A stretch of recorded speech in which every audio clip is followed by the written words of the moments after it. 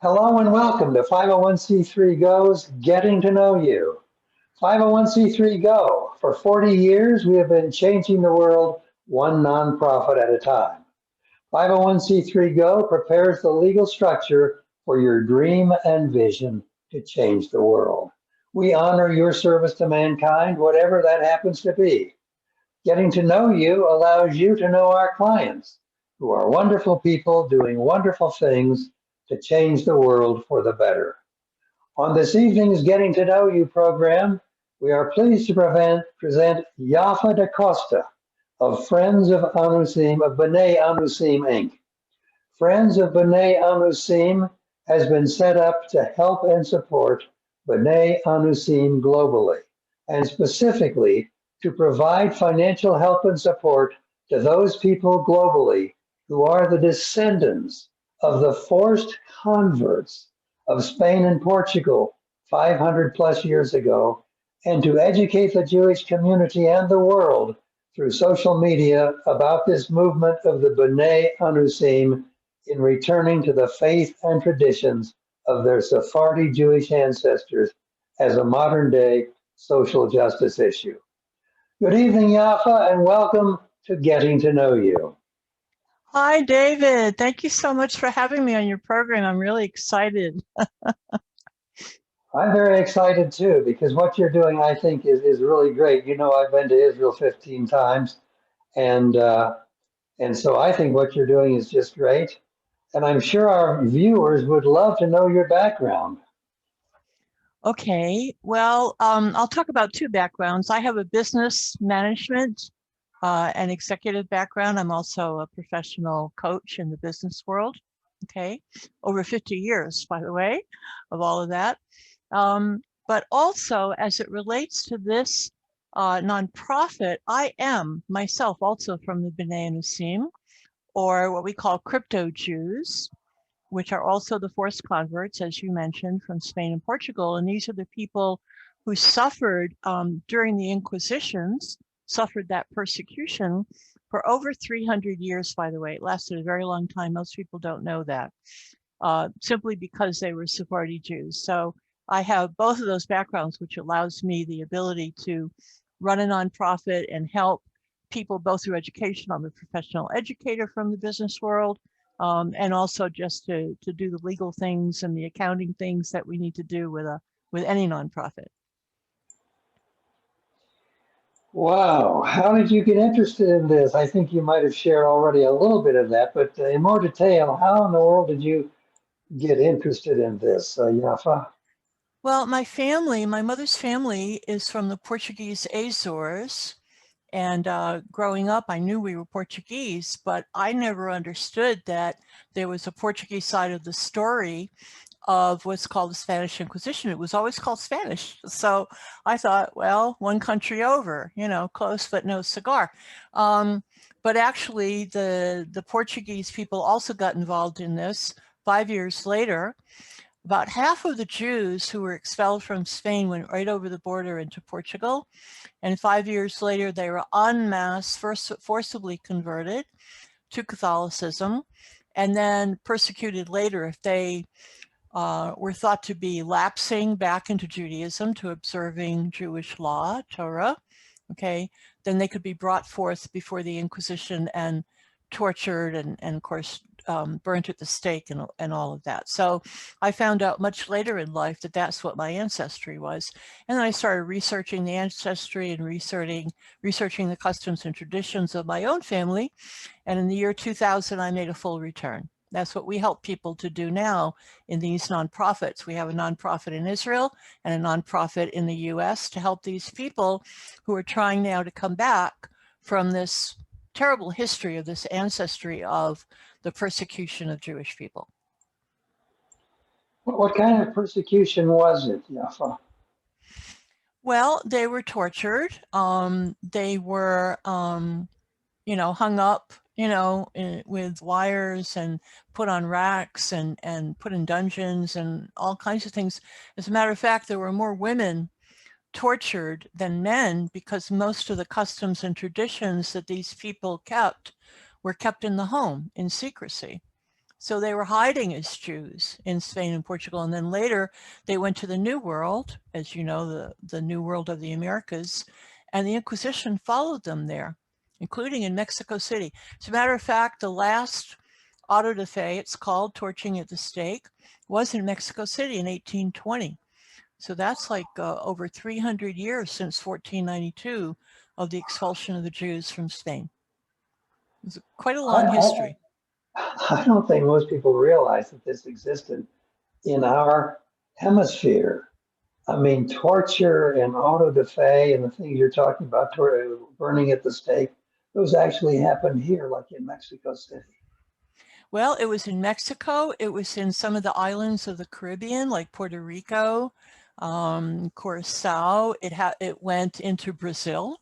There was an Inquisition in Brazil, northeastern Brazil. And then some of the other Spanish countries. All of Latin America is Spanish speaking and is Roman Catholic, except Brazil. Brazil is Portuguese speaking because those people came to Brazil either from Portugal directly or from the island colonies like the Azores, for example. The Azores had a lot of people in those islands. It's like an archipelago of islands in the middle of the Atlantic almost. And there were a lot of secret Jews, hidden Jews, that went there to escape the mainland, to try to escape the Inquisition, but it followed them there. And from there, they often went to Brazil. My mother's family came to the United States instead, okay? But when they fled, they were fleeing the Inquisition. They were fleeing this terrible persecution of them. So they found a boat, a ship somewhere that would take them to the New World. To the New World, right, exactly. And see, this persecution, and I try to speak both to the Christian side and to the Jewish side, but a lot of people don't understand why was this Inquisition going on at all? Why were these people being persecuted? And the reason is because in the 2nd century of the Common Era, the church fathers, the people called the early church fathers, they're also Hellenistic, okay, they were Greek in the Holy Roman Empire, and they created this theology. It's actually a theology, it's called replacement theology, that Christianity replaced the Jews, that now the Gentile church or the Gentile followers of Jesus of Nazareth were the new Israel. And all of the prophecies that were in the, what Christians call the Old Testament, all of those prophecies about blessings were now to be applied to the church, to Christianity, and all of the curses, or if you will, negative prophecies of the punishments and what would happen if Jews violated God's law were applied still to the Jews. So what they did was, in theology, they actually said the Jews are now the enemies of God, and God has done away with them, and now Christianity is the new Israel. Well, if you teach people from growing up, from when they're a little bit baby, okay, that there are these people that God hates, okay, you're going to turn potentially into also hating them. And that's the cause of a lot of the anti-Semitism today that's going on in the world, where the hate comes from. People have been taught that hate from way, way back. Because how could it not be? You know, if God hates a certain group of people, you know, and you love God, then you hate the people that God also hates. The difficulty with this, and a lot of Christians don't know it, is that in the Hebrew Bible, the covenant that God made with the Jews was said to be eternal, an eternal covenant. An eternal covenant means it's never going to be done away with. So there's hemming and hawing of the theologians in Christianity to try to do away with that idea, but they really have a problem. And more and more of the Christian theologians and scholars are starting to recognize that they actually have to come to terms with this, because in Paul's letter to the Hebrews, I think it's 8 verse 13, he actually quotes Jeremiah 31. And so if people would do research on this, and of course not everybody wants to do the research, but if they research this for themselves and read simply Jeremiah chapter 31, the entire chapter, they will see that this so-called new covenant that Jeremiah speaks about is a covenant where God writes his law on people's hearts and on their minds, so that they don't have to be fighting, to prevent themselves from rebelling against God, because God writes it on their heart, as opposed to the original covenant that was written on stone.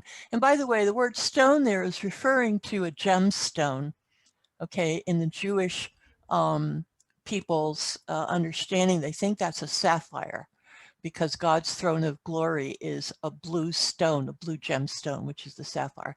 So that's a little bit of a tangent. But the point is, the original covenant was written on stone, okay? And Jeremiah, the prophet, talks about a new or renewed covenant that would be written on people's hearts.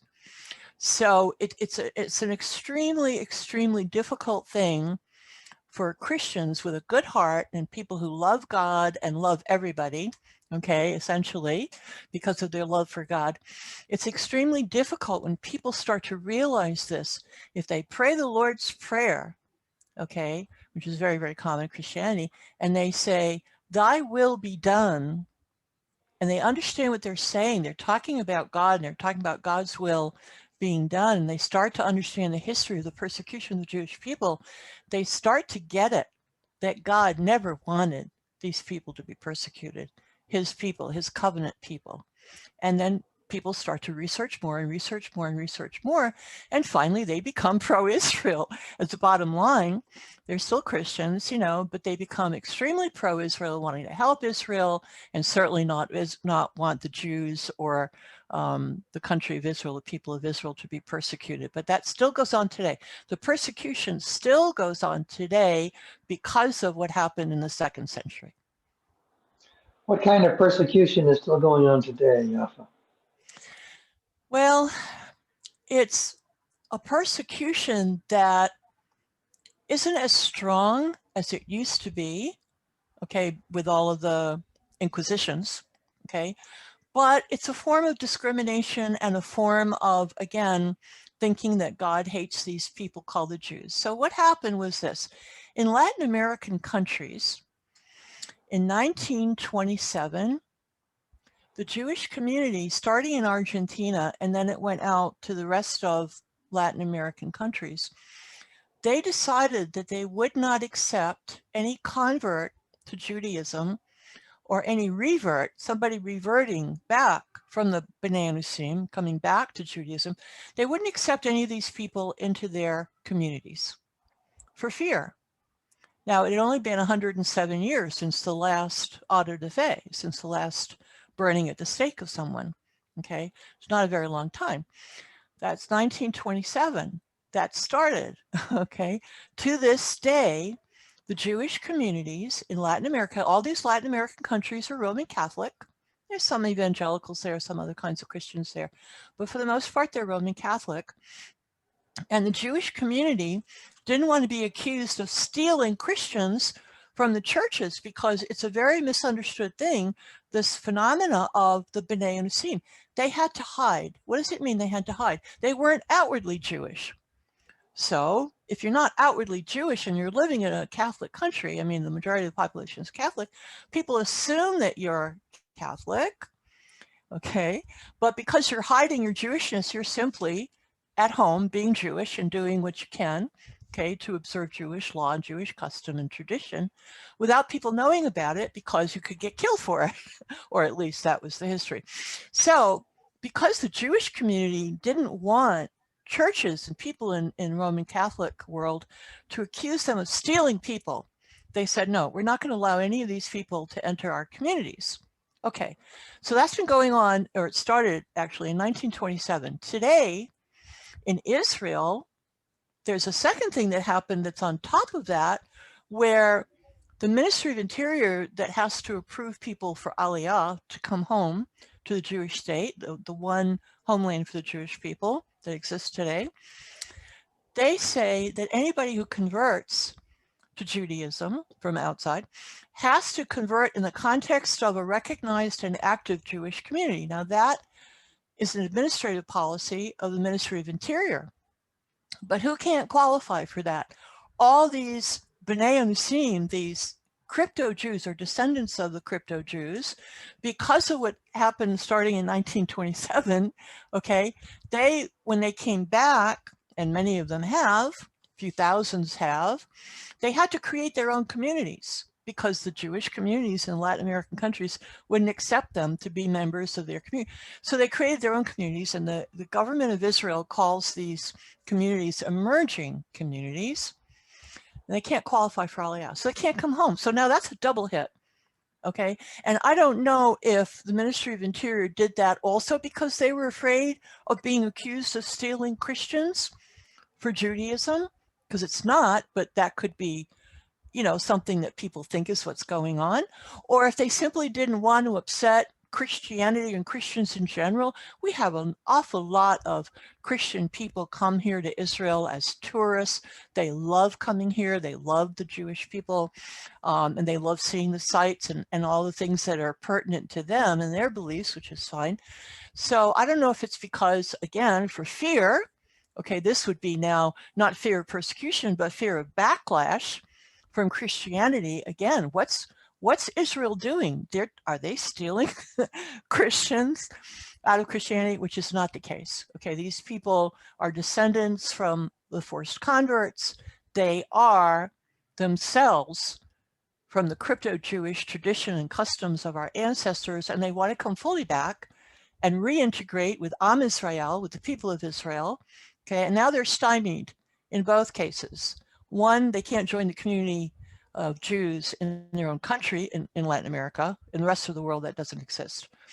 And as far as joining Israel, you know, coming on Aliyah, making, you know, being an immigrant to this country for Jews as the homeland, the ancient homeland for Jewish people, they can't.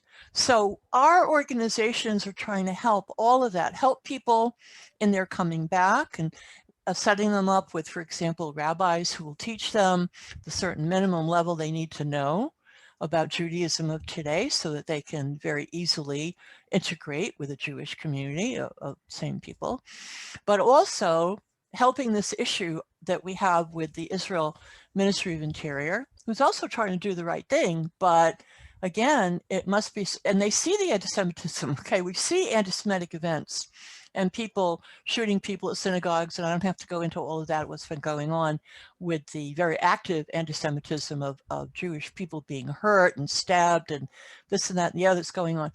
All of which, or maybe I shouldn't say all, majority of which, I believe, comes from this Christian teaching of replacement theology. Very, very interesting, Yafa. This is very, very interesting. Did you say that both sides of your family were crypto Jews? So it's Your mainly the father mother's side. also? Not your It's father. mainly, yeah, it's mainly the mother's side because I'm an Orthodox Jew, okay, and I work with Orthodox rabbis. So it's mainly the mother's side that's looked at. If a person has Judaism or crypto-Judaism on the father's side, but not on the mother's side, they have to convert.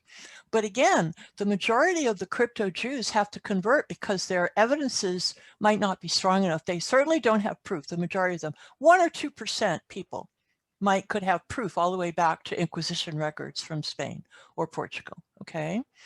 Or other countries that kept really good records about the people they were persecuting. 1 or 2%. Then another 10 or 15% of this people group, the Bnei Anousim, could have strong evidences where a Beit Din of those who do this, and not all the rabbis do this, would accept them as most likely Jewish, okay, and do a slightly different version of a conversion, which is really ceremonial, okay, and it's not an actual conversion, it's ceremonial, it's, they have another word, symbolic, okay. That's about 10 or 15%. And then the rest, do the 80-20 rule, okay? About 80% of the Bnei Anousim, or what we call crypto Jews, would have to convert. But that's why we're so concerned about this administrative policy of the Ministry of Interior in Israel, because in Latin American countries, they can't convert in the context of a recognized community. And so they can't make Aliyah. So now they're stuck in two ways. They're held captive. In other words, they are captives. They're the last captives of the Jewish people that have to be freed, in my opinion. And there's a lot of prophecies in the Hebrew Bible about setting the captives free. It's a very, very incredibly important and holy mitzvah, or good deed is a translation for the word mitzvah, but we're also commanded certain things, which are also called mitzvahs. And these people are being held captive, not by any choice of theirs, but a combination of those two things, where they can't come home to the Jewish homeland. So we're trying to set the captives free. So what are you doing in terms of the Ministry of Interior? Your Friends of Bnei Anousim nonprofit. What can you do with the Ministry of Interior to change this policy? Well, what we have to do is get to some very strong influencers of the Jewish people in the diaspora outside of Israel, and then also very strong, powerful influencers inside of Israel to get to the current Minister of Interior, who's different from the one who was before her, because they have two choices. They can either eliminate this administrative policy, and I don't recommend that. Okay, maybe the administrative policy is good for certain reasons and should be kept in place. But for those people who can't do what the administrative policy says people should do because of the takana, it's called the takana, which in Hebrew is talking about a community ruling. Because of that community ruling, it started in 1927. In all these Latin American countries, from Mexico and the Caribbean on down, all of South America, Central America, because they cannot join these recognized communities as members, there needs to be an exception process.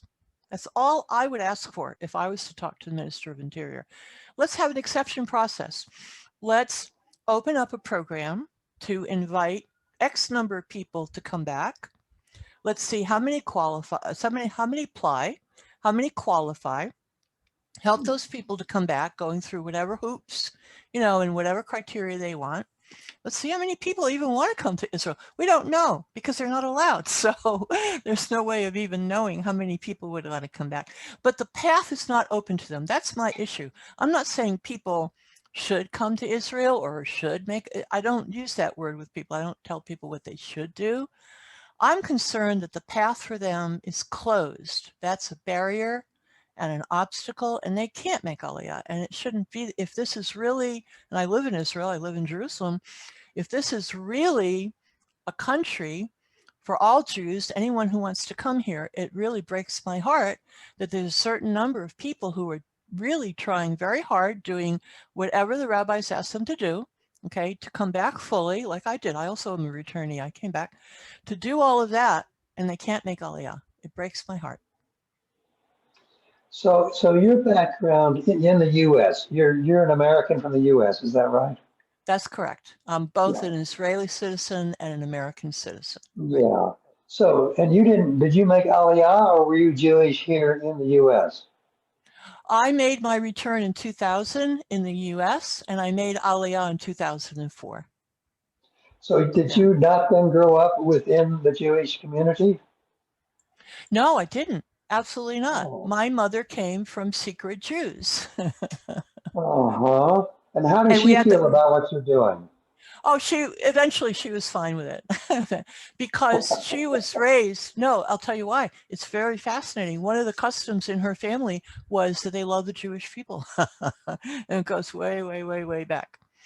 So it's funny because the crypto Jews, the women passed down customs and traditions in the family.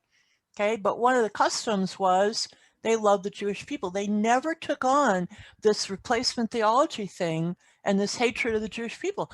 In my family, my mother's family, they never took that on. And that's true of a lot of the Bnei Anousim. They're not, even if they were to maybe go to a church once in a while or whatever, or hear somebody talking about this, they would never accept it. Okay, when I was 7 years old, I heard a pastor at the pulpit, okay, in a Catholic church, say that the Jews were Christ killers. And I felt it in the pit of my stomach. It was visceral, my reaction to that. Okay, in my body, I could feel it. I couldn't hear it. I couldn't, because I knew the truth. It wasn't true. So anyway, but this has been said for a long time, for many years. There are still people saying it when they go out to try to kill somebody or harm some Jewish person. You have the Islamic terrorists will say Allahu Akbar, okay, but the Christians or somebody who was taught this hatred of the Jewish people from a Christian point of view, they say, you're a Jew, you're a Christ killer, you're a God killer, whatever. It's just horrible stuff. Horrible stuff. So did you grow up in the Catholic Church? Well, my family, my mother's family was nominally Catholic, okay? But you have to understand, it's a hiding place. It's a place to hide, okay? And I'll give you an example in the Spanish world, okay? They will not pray to El Dios because that word is plural. They only pray to El Dio, singular, okay? So again, it's all of this Jewish theology, ideology, there's only one God, and all of this stuff, it's not, doesn't have anything, and the Messiah is not a God, no matter who he is. When he shows up, he's not a God, he's a human being, like Moses, like Moshe Rabbeinu, okay? So that's the Jewish way of looking at it. So these people who were descended from crypto-Jews were brought up that way, with also that theology of Judaism, okay? So they didn't really go to church that much or pay too much attention to church. However, there was this thing about making it look like they were good Catholics so they wouldn't be persecuted and they wouldn't be killed.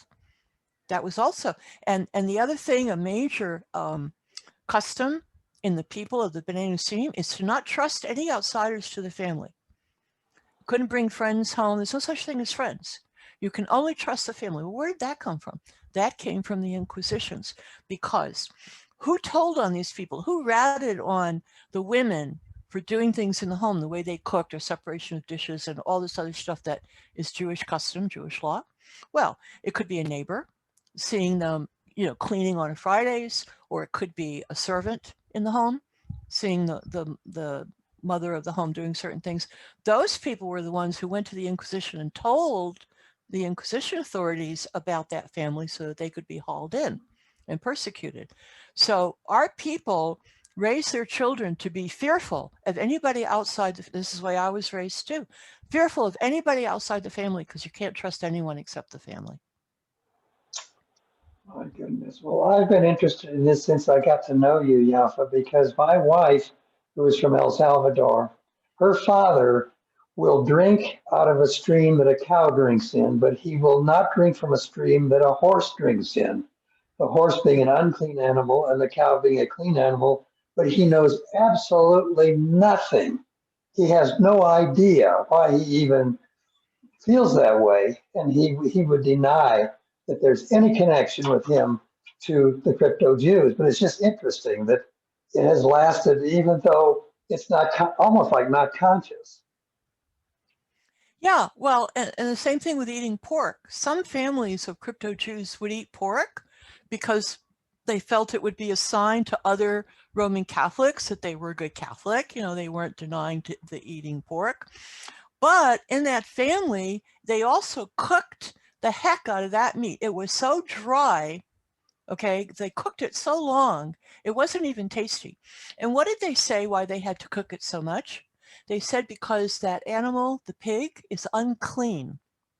Now, today we know a different version of unclean of the pig.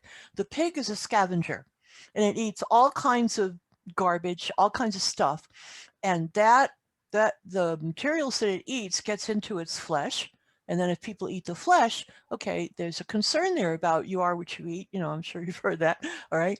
But that's not what they meant years ago. When they said the pig is unclean, they were talking about clean and unclean foods from the Torah. That the pig was unclean, meaning you shouldn't eat it because God said it's unclean, you're not supposed to eat it. Also shellfish. Shellfish are scavengers at the bottom of the ocean.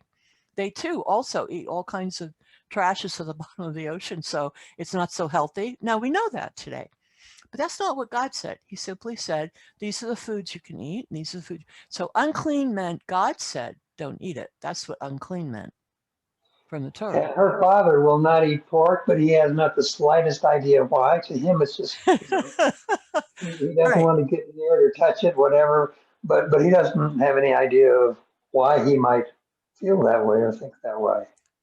But the Very point, interesting. but the point is that people shouldn't be persecuting any other human being for their religious beliefs, for their ideology. If they're simply living their life and not hurting anyone else, and they have certain beliefs, okay, why did anyone ever get into this thing about persecuting or hating people? Okay, because they have different beliefs. Well, as I said, and people can research this like I've done for years, it happened starting in the early 2nd century with this theology called replacement theology, that God hates the Jewish people and did away with them and his covenant relationship with them, even though the Hebrew Bible says that relationship was eternal or would be eternal. So we still are in covenant relationship with this God. And in Acts, the book of Acts, it talks about the Gentiles being grafted in, the Gentiles being a wild olive branch, being grafted in to the natural olive tree, which represents Israel. Now, anybody who knows anything about horticulture says, if you take a wild olive branch and graft it into the natural tree and then cut down the tree, like the tree doesn't exist anymore, okay, then the natural branches will die and the wild branches that are grafted in will also die. So you can't cut down the tree, okay? But that's what Acts said. No, these people who are Gentiles do not have to convert. That was the argument in the book of Acts. And the ultimate decision in the council, Jerusalem council, was that no, they don't have to convert and become Jews. They do have to observe the moral code of God's law, and that's called Noahidism today, the laws of Noah. But more than that, no, they don't have to convert and become Jewish. That was what the argument was. So it's a combination of Jews and non-Jews, okay, being respectful to God's moral code, and Jews have more obligations than that, fine. But there was no putting down of the Gentiles in the 1st century. They wanted the Gentiles to understand about God's law, the moral code. Rome decided against that. Rome decided they wanted to blend some of Christianity with some of paganism and some pagan traditions and pagan practices and mush them all together. And by the 4th century, 325 AD, the Emperor Constantine made it the religion of the Holy Roman Empire. That version of Christianity. That was not the way it was in the 1st century. So there was a split that was caused by the Romans that created this thing called replacement theology and the hatred of the Jews. Wonderful, Right. Yafa. I'm just so happy that you came on and were willing to tell all about your nonprofit. So I've got a couple of questions here. What are your biggest challenges now in terms of your nonprofit? Well, the biggest challenge, as always, for nonprofits, but in my case in particular, is the funding, because Christianity won't help us, Christians in general, and the Jewish people won't help us because they say the crypto Jews aren't Jewish, really. And plus, again, this fear of, are we going to be accused, we Jews are going to be accused of stealing Christians out of the churches. So we fall in the crack. This nonprofit and this whole movement falls in the crack between Christianity and Judaism or Jews, okay? So it's very difficult to achieve funding. However, there is going to be a change. And I'll tell you what the change is for your listeners to look it up. On Isaiah chapter 49, verse 22, here's what it says. I will beckon to the Gentiles. I will lift up my banner to the peoples. They will bring your sons in their arms and carry your daughters on their shoulders. So there's a prophecy there in Ishayahu that talks about the Gentiles, or non-Jews, if you prefer non-Jews, helping the Jewish people. And where are they going to carry them on their shoulders to? Where are they bringing them in their arms to? To Israel, because they're going to help the ingathering of the exiles. And the crypto Jews, as a part of Judaism, part of the Jewish people, even though some Jews don't accept that yet, okay, we are the tail end of the ingathering of the exiles, which is another group of prophecies about the Jewish people coming back to the land. And there will come a time when both Christians and Jews will come together, okay, to help these people to come back, because the Inquisition and all the hatred and everything was never their fault to begin with. It was simply this theology that caused people to do this. And this prophecy in Isaiah 49 verse 22 will be fulfilled by the Gentiles, helping the Jewish people to come to the homeland of the Jewish people. Beautiful. What would you say is in the future not only for your nonprofit, but for this movement? Well, this movement needs to help both Jewish people and the Christian people to understand this whole history and the impact it's having on us today, this movement, where practically nobody wants to handle it. It's like a hot potato, like a political hot potato. Okay, nobody wants to touch this because of fears. And we in this movement don't believe in fear. We believe in Hashem, in God. Okay, we don't think we should be fearful of accusations or of anti-Semitism or anything like that. I mean, I had threats against my life years ago. I ignored it, okay, because it doesn't matter. We are all in Hashem's hands, in God's hands, okay? But there is a lot of fear in this world because of the anti-Semitism that you see written about in the papers. And this form of anti-Semitism against these, they're called Sephardi Jews. Sepharad is the Hebrew word for Spain and Portugal. So because of the persecution of the Sephardi Jews, other Jews tend to, back away because they don't want it to then come on to them. So we have to help both the Christian world and the Jewish world to understand this movement, okay, what it's all about, why there has been so much suffering all these years. And it all goes back to this thing called replacement theology that was created in the early 2nd century, had nothing to do with what was going on in the 1st century. Do you need volunteers, Yaffah? Actually, we have only volunteers. My whole staff, I have about 30 managing directors that report directly to me, okay, worldwide. We need a few more. I'll probably end up with between 35 and 40, okay? And they're all volunteers. We don't pay any salaries. Well, we don't have any money. And the thing is, they have a passion, though. I'll tell you, they are just so passionate about this cause. Many of them, not all, but many of them are also from the Bnei Anousim and are at different stages in their journey of coming back. Some are already complete, like myself. Other people are complete. Others are in process, okay? So we have an entire organization of volunteers, and we have people who volunteer for certain kinds of activism. Okay, we have a media campaign going on right now, which we'll use this video for, by the way, for our media campaign as part of it. Writing letters to influencers, okay, in the Israeli government, writing articles for online newspapers or social media or even print newspapers about this phenomena and this movement and what our struggles are and what we're trying to overcome. So there's a lot going on. There's a lot being done, and it's all being done by volunteers. If someone wants to donate to your organization, Yaffah, how can they do that? Well, we have a GoFundMe account, okay, that they can look up on online on GoFundMe, okay. Called Bnei Anousim. Bnei Anousim, that's correct. And if anyone wants to contact me directly and learn more or talk to some of our managers in certain countries and all of that, they can write to me on email. And I'll give you the email address. It's YAFF, that's short for Yaffah. It's not exactly Yaffah. YAFFBATYA at yahoo.com.